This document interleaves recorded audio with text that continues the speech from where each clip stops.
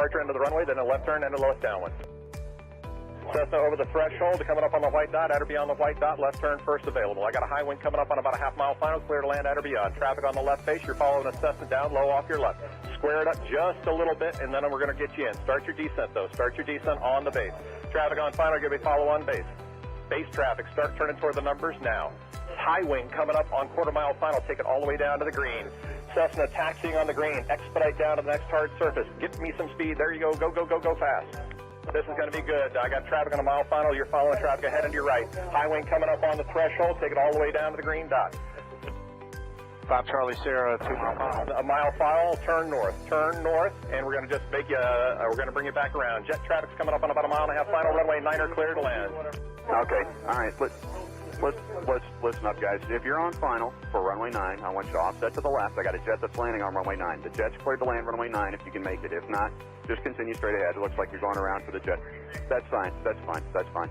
Oh, we had one right in front of us, sir. Dragger. Let's see, what we got, a tricycle, put it down, tricycle, put it down, tail dragger, down to the green dot, then a left turn. Short final here, you cleared land on 9, all the way to the white dot, go down to the white dot. Find somebody to follow out here.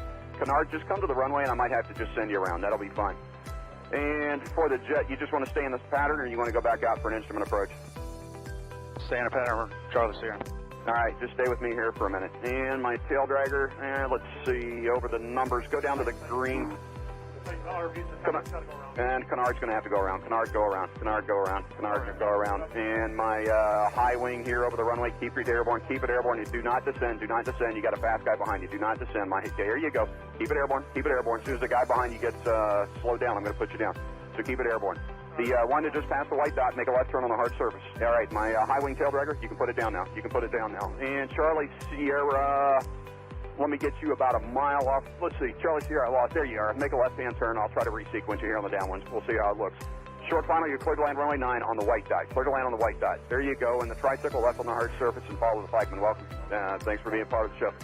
And let's see, just find somebody to follow on the final, and as you get close to the runway, if it's not going to work, we're going to send you around and then try to re-sequence you. Now, who else got sent around that's not back on the downwind? The Canard? Yeah, Canard. All right, Canard, there's a Gulfstream up there that went around too. I just lost sight of him, but you're going to make kind of a left-hand turn and stay low. I think Charlie Sierra, what's your altitude? 3,200. Okay, that'll be fine. Just maintain VFR. I don't know what else is up there above you. Probably most everybody's down here, so just make a left-hand turn. We'll try to get you back here. Canard's got the jet in tight. Okay, the RV, maybe an RV-10, whatever, here on final. Keep your speed up and go all the way down to the, aim for the green dot for me. Actually, keep your speed up. There's a guy behind you. Aim for the green dot, and I'm sure that's plenty of room for you to land on runway 9. You're clear to land on runway 9. Number 2, you're going to go down to the white dot. Follow the white dot. Actually, you know what? That's 1,500 feet. You're going to land at the white dot. The spacing looks adequate here. 2 guys on final. You're kind of tight there. Keep each other in sight, and you're going to aim for the white dot. If it's not going to work, we'll come up with a plan B. We might have to send you around. The second guy behind you out there in about a 2-mile final. Are you slow enough to be able to follow that guy in front of you? You need to go around.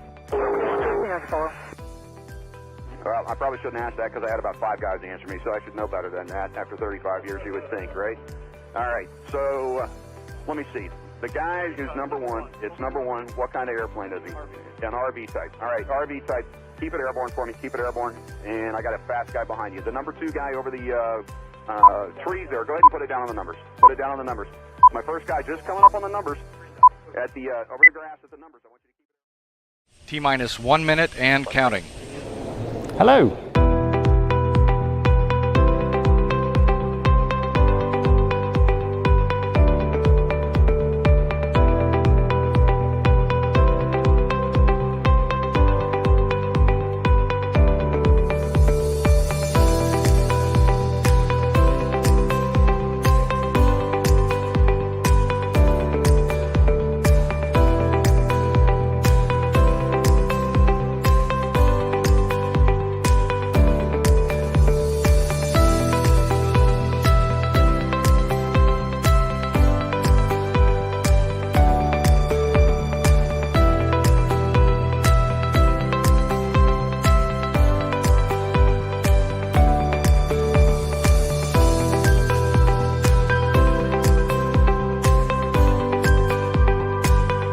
Four, three, two, one.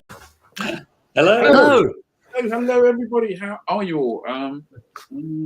Just check. Yep, that right button is pressed. That's a good thing. Thank you very much for joining us on this Thursday night. It's dark outside. It was a bloody lovely day today. Not so sure about tomorrow, but I guess Simon will be telling us that a little bit later. We have got a cracking show for you tonight, including some breaking news, I believe, later. Hopefully, fingers crossed that will happen. We've got a guest waiting in the green room. I saw him earlier, so he does exist. He's going to talk to us about that story. Probably one of the most popular stories we've had up on the website for a while, actually. But we'll come to that in a bit. First of all, I have to thank Sky Demon for sponsoring the show. Thank you very much, Sky Demon. Very much appreciated. And bring you another of the Sky Demon tips. This little feature is one of my favorites, and I use it on some of the places I go to that are not quite as public, shall we say. So here you go with the Sky Demon tip. Hi, I'm Tim from Skydemon. Welcome to today's top tip. If you regularly fly to visit friends at farm strips, or you want to check out your forced landing options somewhere, you might want to measure features on the ground. Here I'm going to open the What's Here menu for Jim's farm and go to Aerial Photography. Once the photography is loaded, you can explore it and then press the ruler button at the top right. Touch somewhere on the map for the first point, then touch again for the second point, and a ruler appears. We can see this field is about 545 meters across. You can drag the ruler around to measure anything you like on the ground. When you're done, just press the ruler again.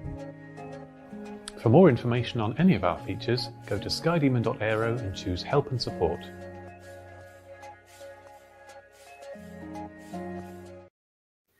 Fantastic. If ever Tim gets bored of creating fantastic navigation and planning software, I'm sure there is a voiceover career waiting for him to voice over those books that those podcasts and books. And what's that stuff called? ASMR or something? I'm still convinced that actually we need to get Tim to read some kind of Christmas story. I think actually the Sky Demon team read a Christmas story. I think for a flyer live stream special. Yeah, for Flyer Club members. Yeah. 10 p.m. I think he'd be very good doing a baby all aloud. Sorry. We'll leave you to it, Dave. Yeah. Is this live? It is. I know we can't believe that. Yes. So, not really sure where to go from there. I think. Yes. Yeah. I think we should go to the weather quick. Definitely. Hi everyone, hope that you've had a great week and looking forward to getting some flying in this weekend. Sorry I can't be with you this evening, but here's the forecast for the weekend. This is how Friday shapes up. We've got a weak cold front that's going to be moving its way southwards during the course of Friday. It's still got some rain on it by the time it's coming through northern England, the Midlands, into Wales and then into southwest England on Friday morning. Quite breezy as well, look. See the ice bars quite close together, gusts of 25 to 30 knots across many central, eastern and southern parts of the country. I think the base is typically along this front, not too low. We're looking at probably around about 2,000 to 3,000 feet tops. Initially starting off perhaps at about 15,000 feet, but then decreasing during the course of the day. But check the forecast carefully for that one. Some showers rattling into western parts of Scotland and into the west of Ireland. Eastern Scotland looks better, although it does stay fairly breezy through the day. Typical base is 2,000 feet, tops at about 15 to 20,000 feet across western Scotland and across western Ireland.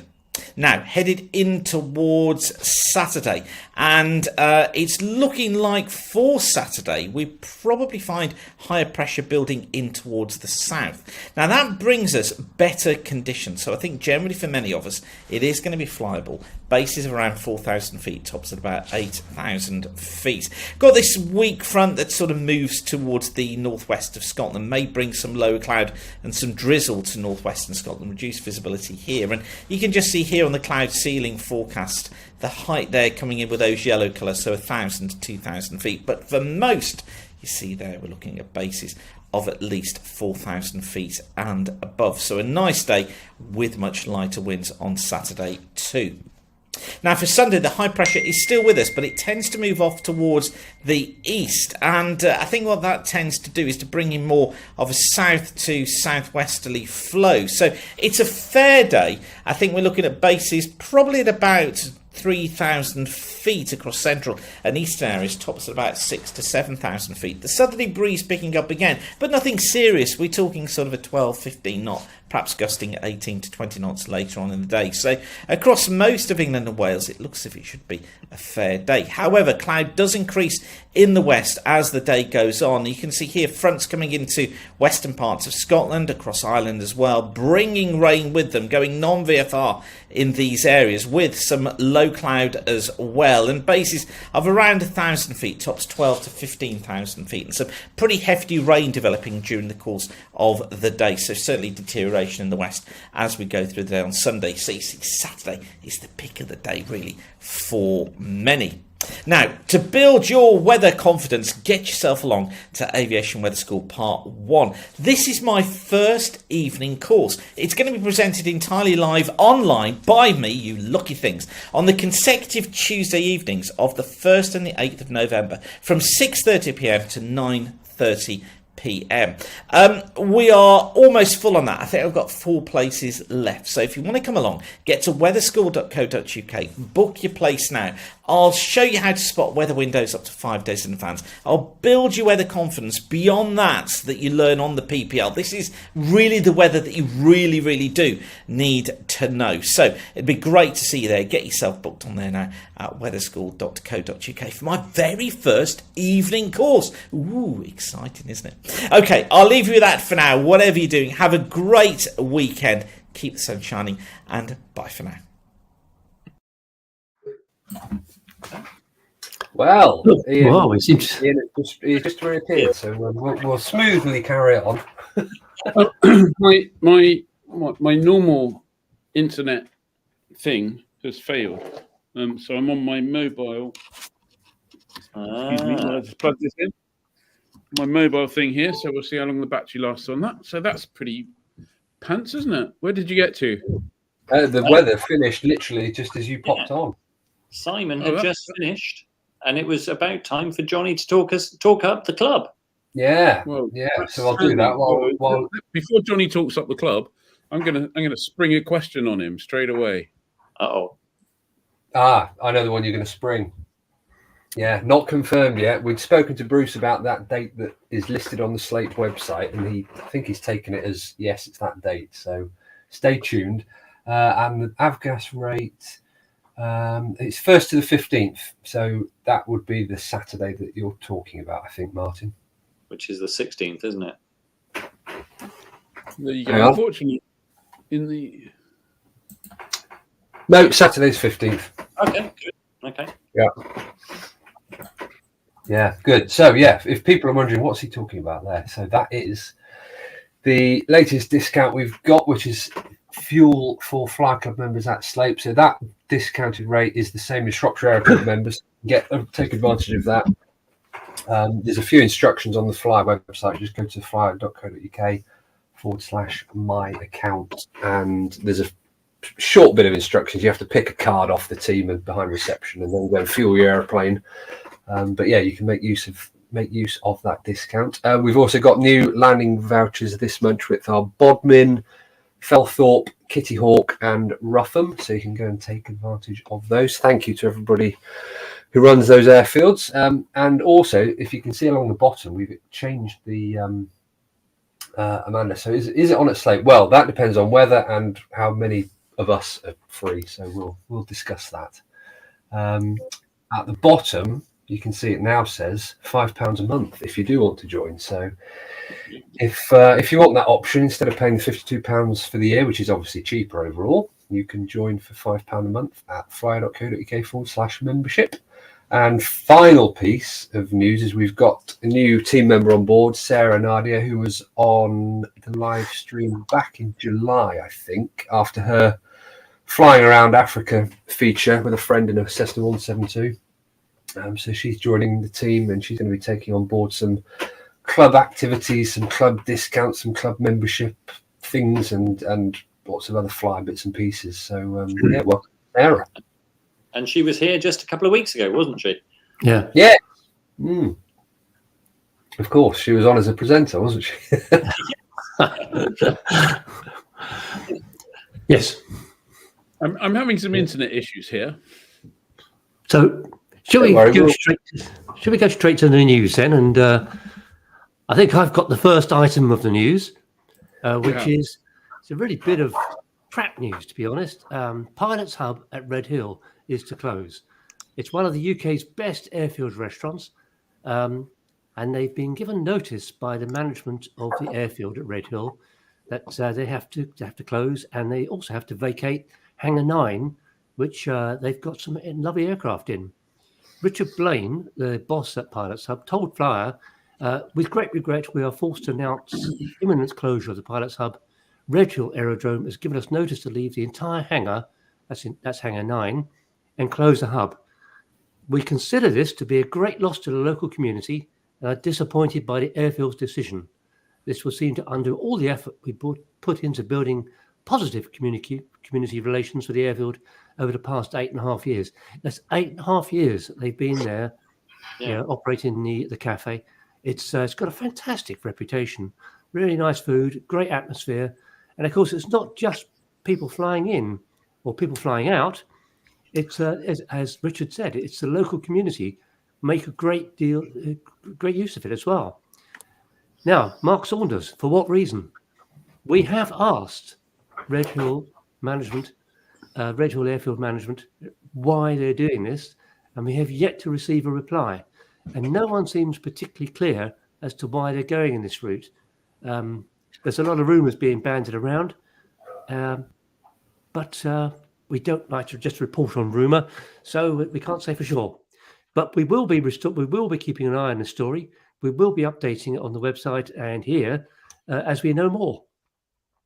Certainly a very odd behaviour, isn't it? Very odd. Yeah. It's very strange. It's very strange. And I must have sent, I don't know, three or four emails to the CEO there without any reply. I mean, he could be on holiday, I guess, or away or something, but I've had nothing back at the moment, and it is a great place. And I've had a few emails from people suggesting stuff that's going on, but obviously, it's not the sort of thing that you can report on without having a little bit of evidence or double checking sources and stuff like that. So if you know something about what's going on, they haven't responded to any media inquiries at all. Well, there you go. They definitely haven't responded. I'm not feeling quite so bad in that case. Not just taking it personally. Interestingly, the flying reporter's based at Red Hill, isn't he? So he may might be worth pinging him an email and see if he knows anything. But certainly they haven't spoken to us at all. If you know something and you're there, then and you're willing to let us know. If you've got any documentation to go alongside what you've said, that would be good. Or if you've got a couple of people who heard and saw the same thing, that would be good. Get the APPGA to save it. That would be a good thing. Catkin, I don't know. Has the APPG for GA saved anything yet? I'm not sure it has. And it's difficult. It's private land, isn't it? It's not how it should be, but it's difficult. But in a country where we say let's make it the best place in the world for aviation / general aviation, you'd like to think that because it's easy to lose airfields potentially. It's almost impossible. Well, actually, we know it is pretty much impossible to replace an airfield. So it's a finite resource, isn't it? And if we want, clearly the future of aviation with things like eVTOLs, I'm sure it makes a lot of sense that having an airfield network around makes a lot of sense for all of that future planning, doesn't it? So, and it's not as though Red Hill is a deserted place. No. It's a very busy little airfield with a lot of aircraft, or have been a lot of aircraft based there. It has quite a lot of movements. It has problems in winter because it's grass, and just because of where it is, the grass gets very soggy. So this is why they tried to put a hard runway in. A couple of times they've tried that now. They actually use a hard taxiway during the worst of winter, which it's not great, especially if you're training. But so it could be it is a fantastic little airfield, and it could be even better with a bit of guts going behind it. That's it, sadly. And obviously, this is just the pilot's hub, his opinion. But as he said, oh no, there we go. I think they're more interested in simply milking the estate as a property portfolio, obviously. Yeah. Well, I mean, I think, talking of which, I can't actually remember the details, so I kind of hesitate to mention this in case I've completely misremembered it. But was there not a thing where they asked for planning permission for lots of houses and then that was refused? Yeah, yes, the Garden Village, didn't they? Yeah. The Red Hill Garden Village, was that it? Yeah. They also asked for planning to as Dave said, swap the grass runway for a hard runway, didn't they? Yeah. Well, we've lost it again. Right. Who's next? It's going to be one of those nights, isn't it? Well, what we were going to go on about was the fact that this isn't the only cafe we've heard that's closing. No, possibly the one at Sherburn, Digby's. The Leeds East Cafe closing. That's closed, that's closed until further notice, isn't it? But that's not good. Right. It makes you wonder what's affecting cafes at the moment. Is it cost of energy and all that kind of stuff? I know it's difficult to make a living and make a profit at the best of times with Airfield cafes, and unless you've got really good footfall. So it's worrisome when places like that close, really. So it is. But we have a couple of weeks ago we had a little editorial meeting at that farm cafe. Remember? Yes. And that's in the middle of nowhere. He's back. Yeah. That was in the middle of nowhere, but it was hugely popular, and it was popular because it was good and it was fun. It was easy to get to. So Airfield cafes they have a role to play in the community. Andrew Kennedy says a cafe closure is being driven by a fall in the public's disposable income. Good question. I mean, while I was away, did you mention? I've just seen something. Ian's wife is getting worse again. Yeah, no. Did you mention the other cafes that are closing? Yes, we just did. Yeah. Yeah, Sherburn and Leeds East. So. And just to answer David, the cost of energy affecting Ian. No, not yet. Funnily enough, I did get my email through today saying my standing order, if anyone's interested, is from this month is going to be £359 a month. So there you go. Wow, that's quite punchy. Yeah, probably not helped by an electric car. No. There we go. Yes, buy some cheap avgas. For the car. Yeah. Yes, run a generator. I think Mark Saunders makes a good point. Wadswick, and Wadswick's a fantastic example of a place that's an airfield, that's a country store, that's a restaurant, does an awful lot of different diversified things and works very well. And the airfield works really well there as well. And that's a cafe first and foremost attached to a very, very big shop. But I mean Heathrow is a shopping centre first and foremost. A couple of runways, isn't it? Yeah. Come on, guys, we need to speed up because the time's moving on. Oh yeah. Let's not forget that obviously the talk of Airfield cafes in the Livestream extra, there were lots of cafe cake puns. But what that got us thinking is that we would like to see your photos from Airfield cafes. Tell us about really great ones. Tell us about places you visit and you've had a great time, you've had good food, you've really enjoyed visiting. Because I think we're going to try and make it. Next week is Week of the Cafe. It's unofficial and a bit instantaneous, but we thought Airfield cafes need some promotion. So send in your food reports. We want pictures of food with a thumbs up, thumbs down, whatever. Right, we need to move on, don't we? So I'll do the next bit fairly quickly before all my internet stays. So a couple of bits and pieces. Some good news, first of all, from the Civil Aviation Authority. They have had a delivery of common sense, it would seem, which is good news because I believe that now for when you're making your license application, you no longer require certified copies of licensing logbooks or exam results. Imagine that. They've moved almost into 2020, well, maybe 2010 or something. That's great news. Just one other piece of Civil Aviation Authority news. Yesterday, they published their Aviation Safety Review bunch of numbers. Can't remember what it is. Had a look through it today. There is pretty much. I'm not really sure why they bothered. It's just a bunch of numbers with no conclusions, no detail, or very little detail. It's just pointless, frankly. And the drone world is massively underreporting. There's something like 17,000 GA aircraft under 5,700 kilograms flying 670,000 hours. Sorry, 11,000 of them reported a total of 670,000 hours, which is like 61 hours a year, if anyone wants to do the math, as they say in the US. But the drone community, they were kind of boasting that they got, boasting is the wrong word, they were pleased that they had 250,000 or more drone people registered. But there were fewer accidents to drone out of that whole 250,000 and everyone else than there were to GA aircraft. They had something like 100, did I write down the number? 106 accidents apparently in the drone world. I mean, if I had a drone, I would cause 106 accidents on my own.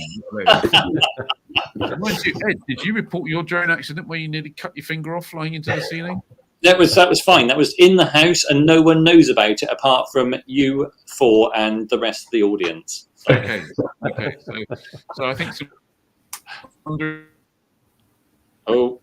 I think maybe he's used up all his internet again, hasn't he? Yeah. So, on the basis that he's probably going to fall over. There, but it was a pointless. Right. Someone take over from me quickly before I go quiet again. What's electric? So some electric news. A Swiss group has electrified a Sling TSI. The four-seater, now cleverly named the E-Sling, has made a successful first flight in Switzerland. It's the creation of a group called the Celsius Project and was developed and assembled by 20 students over 2 years at an innovation park in Dubendorf as part of their studies. I do love the word Dubendorf. The E-Sling had 104. Yes, has a 104 kilowatt electric motor running on batteries, and they say it has got a 200 kilometer range. The next phase of the project will look to change the batteries for hydrogen fuel cell power, called Project H2, and they've already got that running on the test bench. So we look forward to hearing more about that. Well done, Sling. Johnny, this is big news. Bloody brilliant news. This is. A really, really quick one because I don't understand all the terminology behind it. But if you want SkyDemon on your Mac and you've got an M1 or an M2 Mac, apparently using the Apple's new silicon technology, you can now install SkyDemon on there and use it for planning. So it's brilliant. I can now run SkyDemon on my laptop in the same way that I can run SkyDemon on my iPad. And what is it? 3 devices you can run it across your sub, isn't it? You can run it on two portable devices and a PC, but I think the Mac, because it is effectively running the app that's ready for the is counted as a portable device rather than the PC. Yeah. Okay. So it's a little bit of logging in, logging out if you got too many phones. That's it. David E says it'll never fit in the cockpit. Depends how big your cockpit is, isn't it, David? I'll show you this pointless picture. There you go. There's a pointless aviation safety review if ever there was one. Right. You've been saving that one up, haven't you? What's next? Quickly. So, Zero Petroleum is to produce synthetic fuels at Bicester Heritage. So this is fossil-free synthetic petrol and jet fuels to be developed by British company Zero Petroleum and its new Laboratory Zero Technology Centre at Bicester Heritage. You may remember that last year, working with the RAF, Zero won a Guinness World Record title for the first aircraft powered by a synthetic fuel. The RAF flew an Icarus C-42 with burning their fuel. What their hope is, Zero Petroleum is an interesting company. It's been founded and headed by Formula F1 team boss Paddy Lowe, former Mercedes guy, and others. And he said, we decided to position our technology centre at Bicester Heritage due to the abundance of highly skilled local labour and industries, because at Bicester Heritage there's a whole bunch of really good companies. Plus that whole area around Bicester and Oxfordshire is kind of known as Motorsport Valley. So it's a great area for picking up people. The idea is that they're going to produce synthetic zero avgas, avturf, Jet A1 in other words, and also car petrol, MOGAS, as direct drop-in replacements for existing fossil-based fuels. How is it made? They're manufactured by extracting. This is a bit of a process. They are manufactured by extracting hydrogen from water and capturing carbon from atmospheric carbon dioxide. And the idea is that it's a completely circular process. So when they burn it, they produce carbon, but it's then reabsorbed into the next batch of fuel. Fantastic. Martin Loosby says, how many C-42s do the RAF have? Martin, I'm not sure whether you've heard, but they Red Arrows are planning to re-equip with C-42s next year. Apparently, they're going to fly. They're looking to fly a fast jet on this fuel from air next year. I've got a feeling at the moment that two theories. One, your big motor car area. I think that's probably. I bet you Jock Lowe doesn't live that far from there, and I bet you that was just handy for him. And it's probably quite a nice posh office. And it's got a nice posh office. But I also reckon at the moment it probably takes like about 10 billion litres worth of fuel to provide the energy to suck a litre's worth out of the air or something like that. But the Germans did something similar, didn't they? In the war, they began some research along those lines as well, I think. Yeah. Anyway, good. Let's keep going. Ian, Farway. Farway Common. Basically, Farway Common are applying for a certificate of lawful use, and they could do with your help. So please let them know all sorts of things like when you flew there and stuff like that. But if Ed uses his prowess to put a link in the comments, you can please go to follow that link and make your views known with the local council planning thing, which is going through at the moment, and you will do everybody a favour, including the people at Farway, which would be a very good thing. So they definitely need our help. You do. So yes. Off you go. Yeah. Edward. Yes. So you might remember we had a video from the grassroots LAA fly-in with a Spitfire builder called Steve Markham. And Steve spent 16 years and 12,000 hours building his fantastic Mark 26 Spitfire. He's been making waves on the internet this week with a bunch of news stories. He's been on BBC News and The Guardian and the Daily Mail, and just flying the flag for general aviation and home building in particular. He wasn't. It wasn't in the Daily Mail at all. Don't go out and buy that. You don't need to do that. But so there's a reminder. Has anyone got the link to our fantastic video? Our video of Steve's fantastic Spitfire. So I got a story next. And I did have a photo for it, but I can't find that photo for it. But that doesn't really matter. So just a quick story about Bristol Ground School. Bristol Ground School are 30 years old, which is pretty damn old when it comes to the world of distance learning training. They are probably the oldest approved distance learning training or thing that I can think of actually in the UK. Run by Alex Whittingham, absolutely top chap. Alex knows a huge amount, as you could expect, by teaching that stuff for 30 years.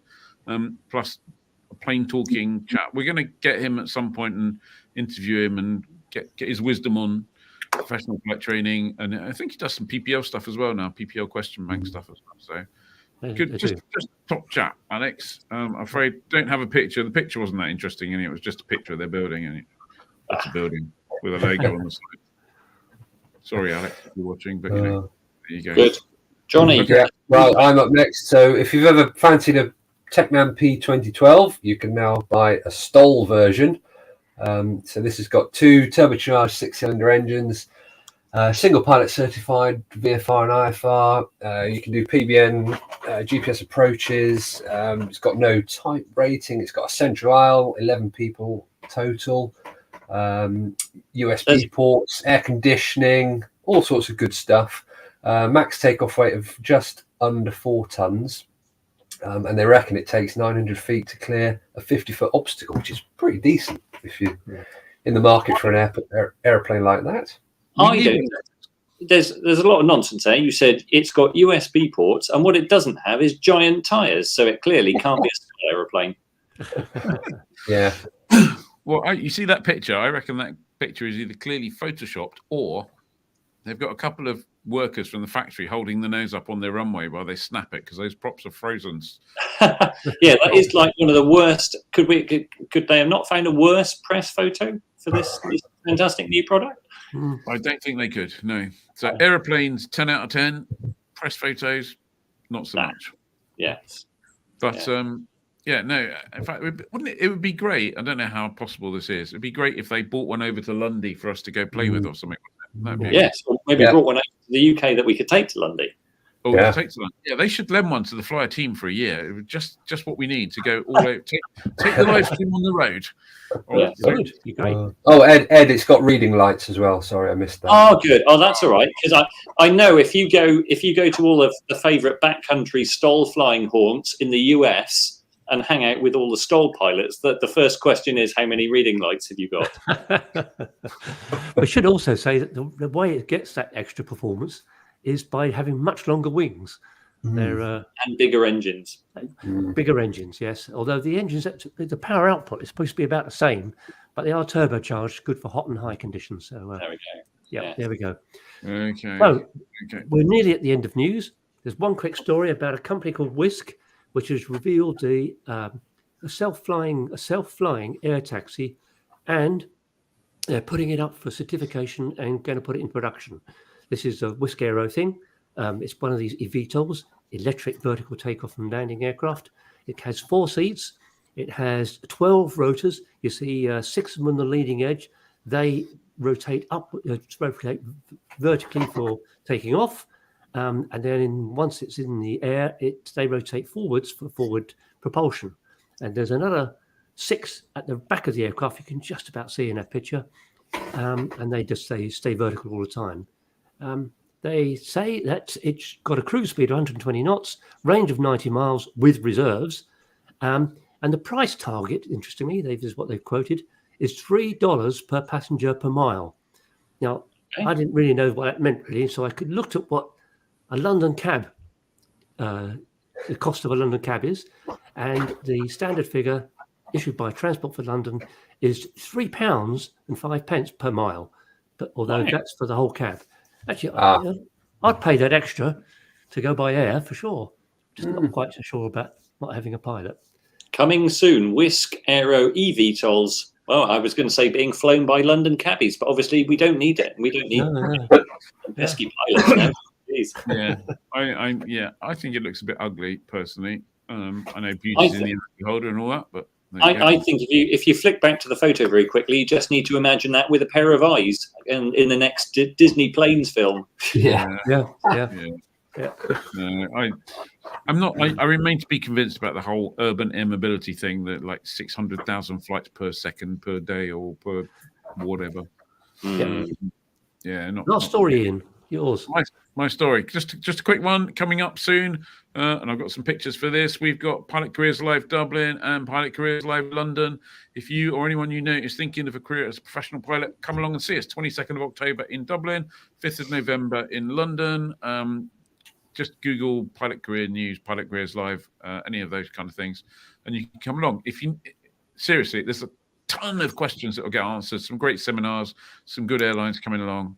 Come along. There you go. That's it for me. That's it for me. What have we got next? I have to I think it's time to bring our guest in. I think. Yeah. We need like a fanfare for guests, don't we? If ever there was a time for a fanfare, it would definitely be Rob Hughes. Hello. Rob.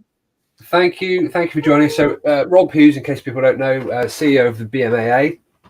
Rob, thank you for joining us. There it is. There's the logo.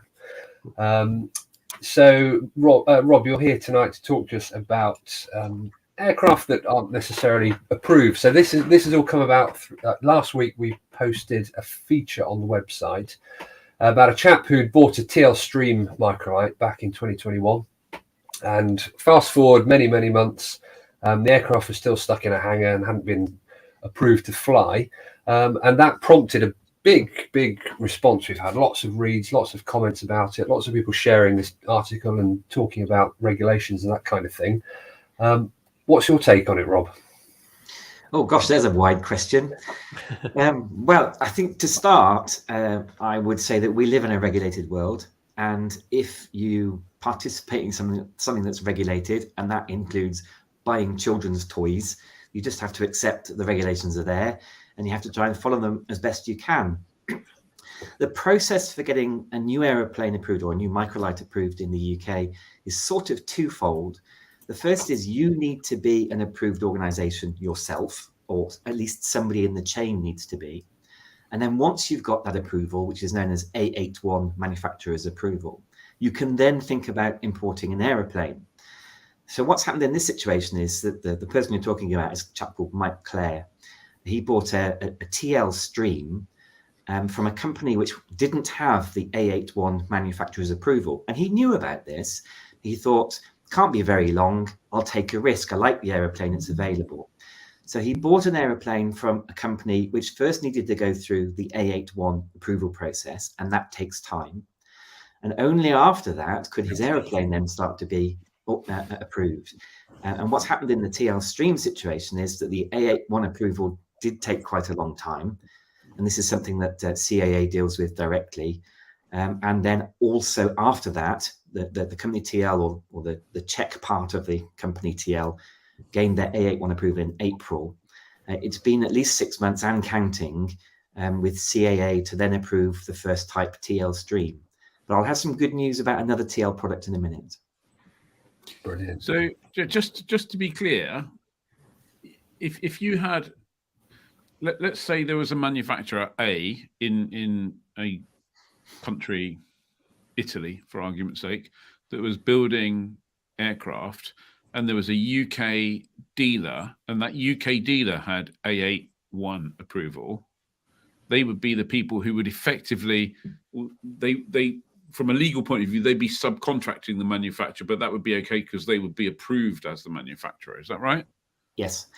A81 is more about, I'm really generalizing here, but it's more about the quality system. Are you a suitable company than the actual manufacturing standard? So in the case of TL, it's the Czech company, the manufacturer themselves, who hold A81. But in the UK, there are plenty of other companies which hold A81, and the aircraft itself might be manufactured somewhere else. But just as you say, it's the UK A81 holder that someone like the BMAA or the LAA or the CAA would look to. And they are the ones effectively carrying the can and the responsibility for the quality of the product that they bring in. And it's only relatively recently, in aviation terms, not in normal people's terms, that A81 approval could be held by someone outside of the UK. I think Yes, I believe, yeah. A couple of years, maybe. No, probably a couple of years before COVID, maybe.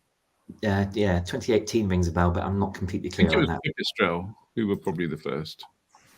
But hey, Claire B's in the audience, she might know. But yeah, okay. And so I think, I mean, because this was probably one of the most popular stories we've had. And, you know, it's got all of the traditional stuff for a story. You know, someone buys something, takes a risk. That risk doesn't look like it's paying off, fights the fight, as it were, throughout. And then I think has got to the point where the aircraft's currently, the aircraft is currently up for sale. And this story has been a pretty complicated one as well, because very early on, somebody within the CAA was perhaps a little bit loose in their words by saying that the first part, the A81 part of the process, would be quite quick. I think the quote was a few weeks, and this was ages ago. So while Mike was completely aware that he was taking a risk with this aeroplane, he wasn't helped by perhaps the odd unhelpful remark here and there. But also there's just delay. And I was talking to the flyer team just now before we started the live stream. We're not a huge industry. We're not the car industry or the motorbike industry. There's been quite a dramatic change last year with this 600 kilo introduction of the Light Sport Microlight. And that's created a huge unplugging of the bottle of manufacturers and importers who want to now start selling aircraft which are available elsewhere in the world. And that's brilliant for the UK aviator and for the UK industry, bringing aircraft in and selling them.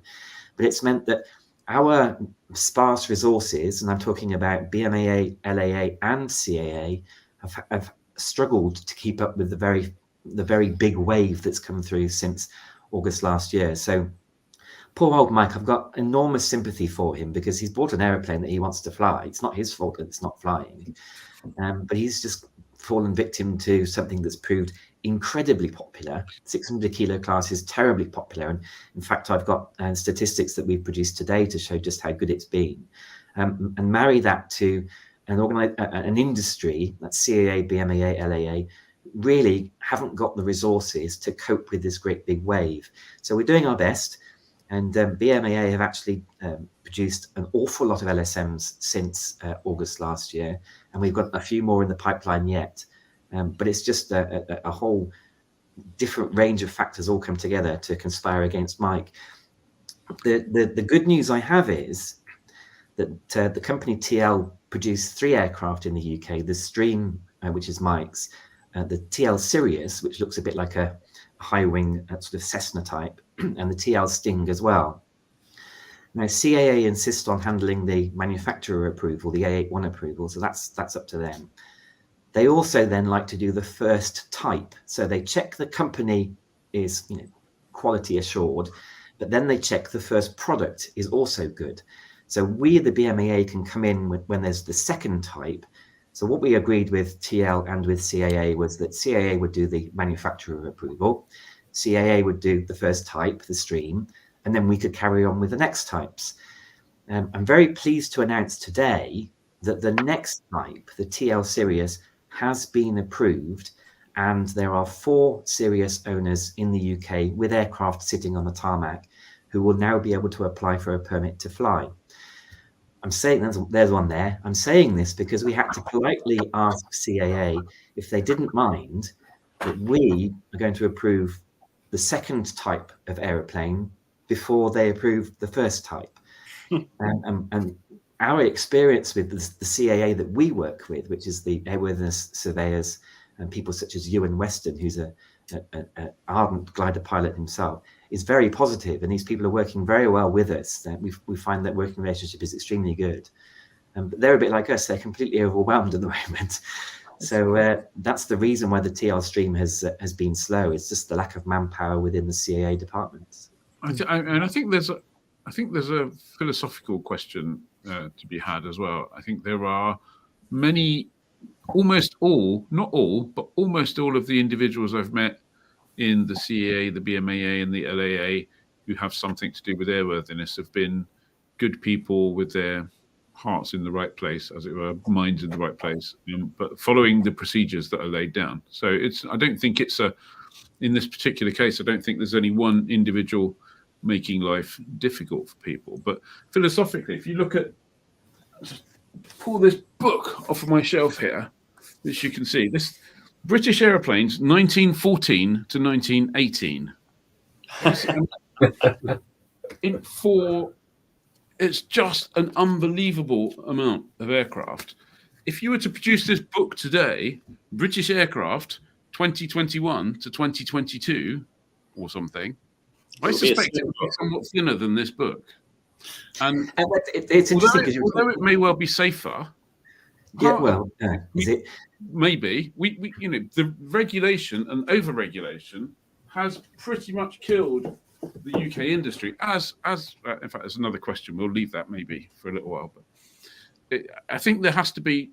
We're all a little bit we're all close to this, and we all spend our daily lives doing it, and it's very difficult to step back and question the validity of some of the stuff. And it kind of does need someone with that perspective to step back and go, do we really need to do this? Is all of this time, effort, and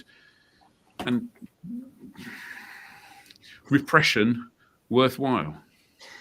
Well, we can give a good example in our world of microlights because we have the SSDR class, a single seat deregulated class, deregulated from needing an airworthiness certificate, nothing else. You still need logbooks and pilot licenses and things, but you can fly an aeroplane that you've built yourself, which hasn't been tested to any particular standard.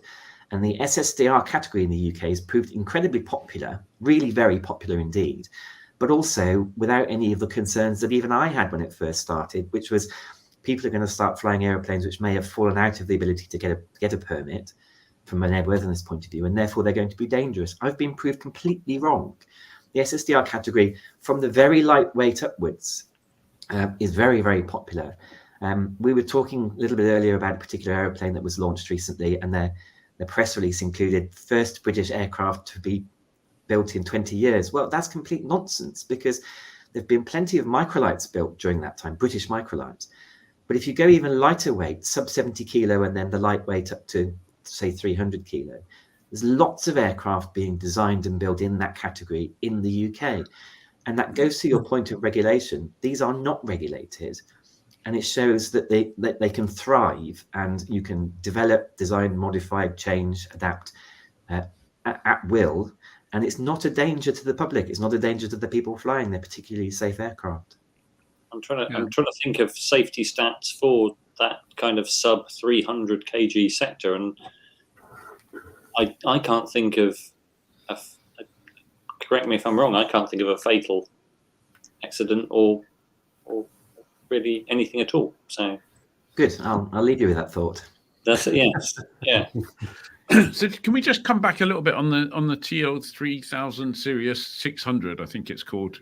How long did it take to approve that name? I wonder. So this is a 600 kilogram microlight. Yes. And it's factory built 600 kilogram microlight. Yes. So given that that's been done today, if I wanted to buy one tomorrow, next week, whatever, what process would that have to come? Would that be a relatively automatic thing, or would that have to go through the BMAA inspection process again? Or well, it's like buying any other new aeroplane in the UK. So you would approach the UK importer, a company called TL Sting UK. Look up on their website. They will now be able to change the wording on their website from subject to approval to approved. You can place an order with TL Sting UK, and subject to their delivery times, take delivery of an aircraft, which when it arrives will go through the usual permit process, and you'll be able to fly it away from their home base. A question about progress for you. I've spoken over the years to quite a few people who've moaned about the hoops you have to jump through to get A81 approval, or any kind of approval. Those people have complained about it, but once they've achieved their approval, have all of a sudden become a little bit less enthusiastic about reducing the bureaucracy and making things easier, because clearly they've done the hard work, they've spent the money, put the hours in, and put the time in to get their approval. And do you think there's a fact that they might not want competition to have it any easier in the future that has somehow stifled progress, or not?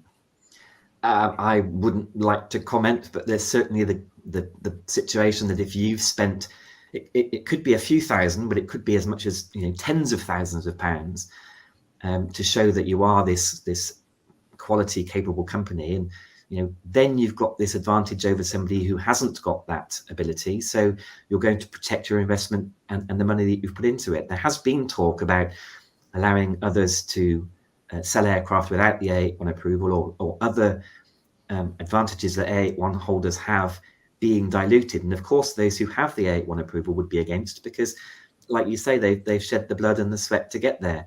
It doesn't need to be that difficult. The problem is that people who apply for A81 have probably never been in that environment before, so it's all new to them. We have helped coach through this company, TL Ultralights, and others to get their A81 approval. But I do have stories of companies which are well established, perhaps in other arenas, perhaps they've been in GA or elsewhere, and they find the A81 system straightforward. Or another company I can name, based in Northamptonshire, they're long in the tooth now, and they employ somebody to do the work for them who is also well across it. So yes, it costs some thousands of pounds for the consultant, but then it doesn't take very long at all. It's not a particularly difficult thing to do. It's just one that's a bit consuming, because you do have to present a number of different bits of paper. And if you don't have the processes in place, then you have to create them. Just to go back to Mike Clare's case, Rob, he does seem to be caught now between a rock and a hard place. As we had a follow-up story from Francis Donaldson, the former chief engineer of the LAA, now a freelance engineering consultant. And Francis pointed out that his aircraft was built by TL Ultralights before they had factory approval, the AA approval. So effectively, his aircraft was built by somebody who was not approved. there's nothing he can do about that now. He's kind of stuffed. Well, that would be an amateur-built aeroplane. So whether or not it was built by somebody associated with TL, and I don't know the specifics of the case, it would be an amateur-built aircraft. And recently, CAA have come out and declared that they expect the build standard of a factory-built aeroplane to be higher than that of an amateur-built aeroplane. That's what they are looking for. I don't know about the approval process of the amateur-built TL range in the past. There are some TL aeroplanes flying as kit-built aircraft in the UK. The only bit I can and they belong to the LAA. They've been approved by LAA. The only bit I can comment on is when it comes as a factory built, because that's something that we've handled. Yes, there are other aircraft flying, but they've been amateur built, and the rules are different for amateur built aircraft. So there's a very difficult question I can't really ignore. Should TL Sting have sold Mike Clare the aircraft knowing they didn't have approval for it? I can't, Dave. I can't answer that, can I? I think if they had in some way hoodwinked Mike to say, "Oh yes, you can get in this plane and fly it tomorrow," then there would be a case to answer. But I know that wasn't the case. I know that their website on the page for the TL stream does say approved in the UK. Okay, I'm not going to speak for TL. It's not my company. I'm not involved. I didn't write the website. Sure. Okay. Right. So just parking that whole subject. How do you currently feel about the whole? Yeah, Pete Stratton's right. Buyer beware. Everyone should always do their research on their buy stuff. But yeah, you know what, that whole buying stuff is quite a challenge, because, and I'm not talking about any individuals. They're certainly not involved in this case. But I've had people come to me in the past and say, "I'm thinking of buying this airplane. What do you think?" And I've thought, that is the wrong airplane for you. It's a completely bonkers idea. You're mad. But they are so sold on it already that it really doesn't matter what you say and what logic you offer at that point. They're gonna buy it. And I'm not suggesting that's what happened here, but the whole buyer beware thing the buyer needs to take a bit of emotion out of it and take a good cold look at what they're doing. But this isn't aircraft specific. I mean, we are concentrating on airplanes, but my background was building houses, and I had friends who would look at complete dumps of houses with big red hearts in their eyes, saying, "Oh, another couple of months, a bit of shoveling and a lick of paint, and it'll be beautiful." And 3 years down the road, and their budget exhausted, 2 years and 10 months ago, they're still living in a hovel with no windows and no roof. So it's not an aeroplane thing. It's people seeing beyond the difficulties to something they want in the future. From what I know, Mike came into this completely open-eyed. He's just suffered a series of setbacks. I really would hope that he perseveres with it. I know it's up for sale, the aeroplane, because while we're not dealing with the approval, we do tend to get the odd tidbit of where CAA are with the approval, and they are moving along with the approval. And I would hope it wouldn't be much longer, but then piece of string thing, it might be another 6 months, and that might be too long for Mike. Yeah, I think it's an airplane. Dave, what did the CAA tell you? Well, this is a little saga in itself, because we did obviously ask the CAA to comment on this right when it was all being pulled together. I should say Annabelle Cook wrote the story and researched it, and did a fantastic job on it. Very careful job. Anyway, the CAA said they said they would comment, but and when we went public with it, I contacted them again, and their head of media did promise me, this was last Friday, did promise me that they would have a detailed reply by Monday, this Monday. So far, nothing at all. I think it's gone, I guess, I'm only guessing here, it's gone round in circles at the CAA, no one wanting to commit something. Well, they're being poked with a stick, aren't they? So I think there's the human response of hiding under a stone, I think. Yeah. Like Ian said earlier, the people we work with, the genuinely good people doing their very best, and many of them are GA pilots, glider pilots themselves. They're just a bit overwhelmed. Can I quickly plug? Yes. That it's not all doom and gloom. That I know that there are 2 associations in the UK that approve as LSM 600 kilo microlights, us and the LAA. The sector is thriving. It really is. I've had my Chief Inspector, Rob Mott, drop a bunch of statistics on my lap this afternoon, so I'm going to have to read from them. There's been 3 new company approvals since the 19th of August last year, which is when the 600 kilo came into law. 11 new light sport microlight variants. 39 new light sport microlights being registered and flying on permits. They all happen to be on BMAA permits at the moment. But that's 39 new aircraft flying, which weren't flying before. We think that's around £3.5 million worth of sales for British industry. And we in the BMAA have worked out a system whereby if you own an aircraft which is designed to say 472.5 kilo because you could carry a parachute, but you were restricted to 450 kilo because you didn't have a parachute, we found a way that you can make use of that extra 22.5 kilos basically as payload. I call it the payload mod. We've processed 180 of those. So particularly things like Skyranger's Icarus C-42s that were limited to 450 kilo can now enjoy 472.5 kilo thanks to this law. And at the moment, we've got about 1 in 7 of all BMAA aircraft are in the light sport microlight category. So sorry to Mike Clare, sorry to the stream. Look beyond that. LSM's a huge success, and there's plenty more in the pipeline. I have a second page which has got "This must not be read out" on it because it's got names of other aircraft. And we're working with manufacturers. I mean, some of them are public. Eurofox is bringing out another variant. Skyleader and Ellipse have announced publicly. Recently, the Shark has been announced with the light aircraft company in Norfolk, and we are working with many others. So it's a learning process for everybody. We've been learning, CAA have been learning, we know LAA have been learning as well. And also these manufacturers are learning as they come into the market. But the further along we go this path, the quicker and easier it's going to become to approve these aircraft. And we see a whole load more coming. So it's really, really good news for aviation, for British industry, and of course for microlighting. Yeah, very good question, Justin, from a chap called Paul Wheel. It's here. What do you think? Will the BMAA and the LAA ever join forces? There's somebody come to my door. Hang on. I think you know that merger has been discussed at least twice, one could argue 3 times. We came really quite close in 2018-19. I was directly involved as the chairman of the BMAA at the time.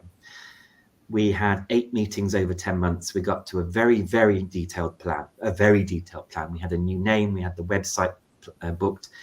We had staff positions and names to the staff positions. And we were coming to the very end of the process where we would put the procedure to our members. I'm very sad to say that LAA pulled out only a few days before we were due to have our final directors meeting. They pulled out on the Thursday when our meeting was due to be the next Monday.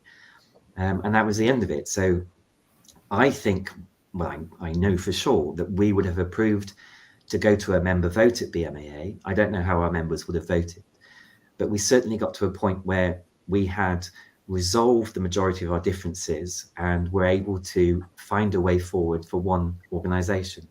So who knows, maybe the door will open again. Yeah, absolutely. We need to arrange a couple of more dates or something between the boards. I should also say, Rob, that I know microlighting is going through a great period at the moment because this dropped from my door this morning. It's a brilliant magazine. A brilliant magazine. Yeah, it's very good. Very enjoyable. I would certainly like to say a big thank you to Rob to come on here and talk to us. There's a whole bunch of people, as we know. We quite often ask people for stuff, and people either don't want to come on or won't tell us anything or anything. So it's much appreciated, as is your candid approach to this. So thank you very much for that. And we all want the 600 kilogram thing to succeed, and we all want.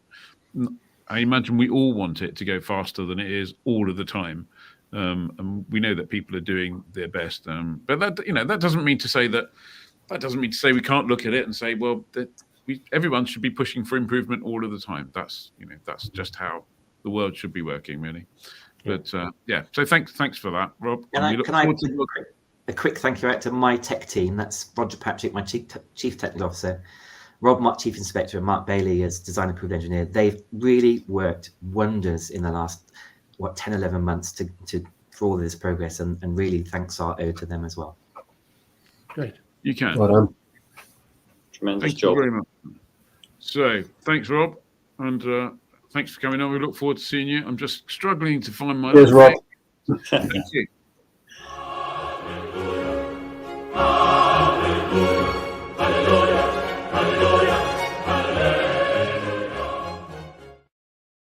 I think I said it once before when Rob took on the job of CEO, but he's a great appointment in that job, and he is one of us. So, He's top chap, Rob. Top chap.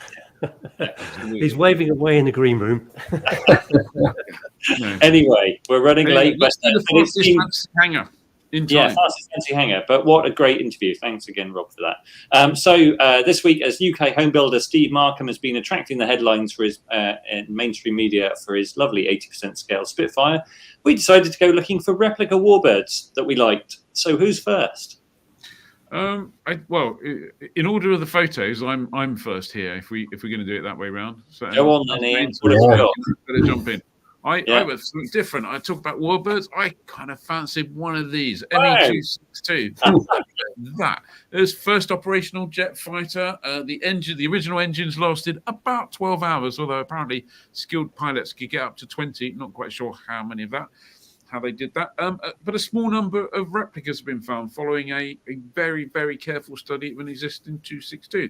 It's now powered by a General Electric engine. There are several versions of it, but they clearly last more than 12 hours. You can even go to the Collings Foundation in the US and do some upset recovery training in one. I mean, how bonkers is that? And so the replicas were found to be so good that they actually just carried on the serial number. So it's kind of like considered as they are replicas, but there was a 50-year gap.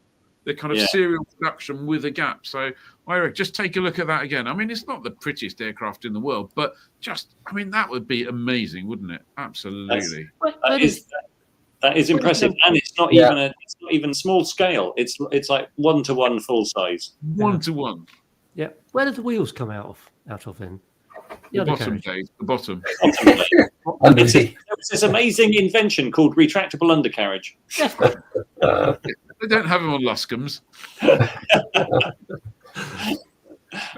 So there you go. 260, vote for me. You know it makes sense. Very good. Who's next? Johnny. Oh, right. I've gone. So I searched quite hard and found this because it does look. I'm impressed with it. It's a Yak 3, and there's a couple of them. Built by a couple of chaps in the Czech Republic. They're 82% scale, powered by Rotax 915IS. I think as replica piston warbirds go, they look very clean. They look good. They've done a hell of a good job on creating everything to scale, and there's some video on their website which I'll try and dig out a link later, but they look fantastic air to air. They also built a scale BF 109, which also looks incredible. And they've even got actual blank firing cannons in them. So they do some airshow routines where they're really flying along, chasing each other and firing. They're 357 Magnum blanks, and they make quite a bang. They're probably louder than the Rotax 915. Excellent. Very good. What did Dave go for? Dave went for a Luscombe, I think. No, what did you go for, Dave? No. I went for. Are you going to show the picture? I went for a Bristol fighter. Wow. This is a replica, but it's actually as good as the real thing. It's built by a chap called Ed Storrow in the States, who Edwin knows much more about. It was built in 1992, and it was later sold to a bunch in Australia called the Australian Vintage Aviation Society in Queensland, and they operate it now. It's just perfect. Lovely aeroplane.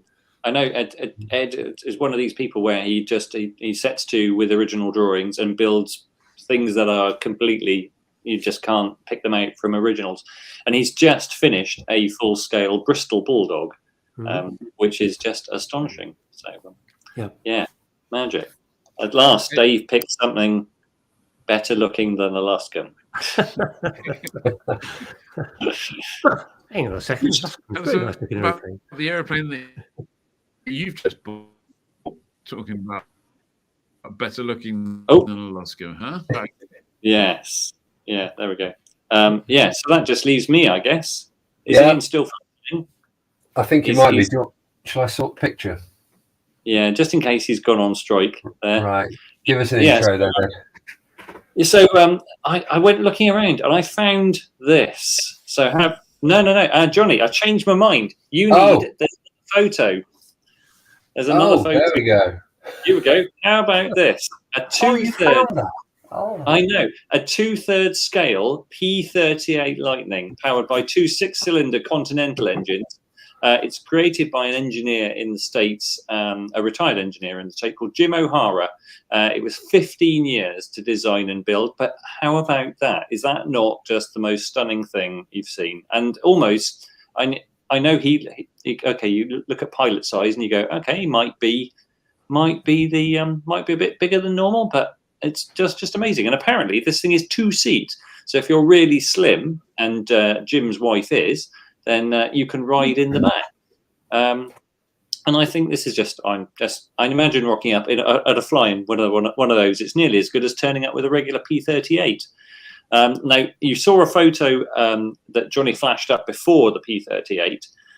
So this hasn't flown yet, and I think this might take the trophy for most insane replica warbird I've ever seen. How about this? You've heard of the 1/3 scale B-17, the Bally bomber. Well, how about a 1/3 scale B-29 Super Fortress? This has just broken on the internet recently, and there's a few photos out there. It's still relatively kind of behind the scenes. Powered by, so this is 47-foot span. You can see how big it is compared to a Cub in the background there. But there's only a few photos out there on a few forums, but potentially 1, maybe 2 seats. And it's powered by 4 converted aero engines made from car engines. They're Aero Momentum, and I think they're around about 130 horsepower each. But I have to say, I can't wait to see this. You know, I'm sure there'll be a lot of fanfare when this flies. But oh my gosh, what a thing! So, yeah, Paul Cadell says, I'll fly the P-38 and it'll be perfect scale. Right, let's have a quick look through. So there's a lot of Dave wins actually. Yeah. Excuse me. Oh, there's an Ian wins. Love the 262. Ian and Ed win. Oh, look at this. Yeah, okay. Yeah, Ian wins. You're doing my job tonight. Only being a little bit selective here. Okay, it's a strong start by Ian.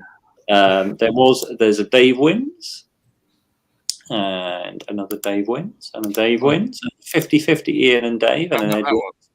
And Ed wins, and Ed wins. Another Ed wins, another Ed wins. The holy cow, Ed wins. We've not had one of those before. I need to put Nick Allen's quote up for a second. Go on then, go for it.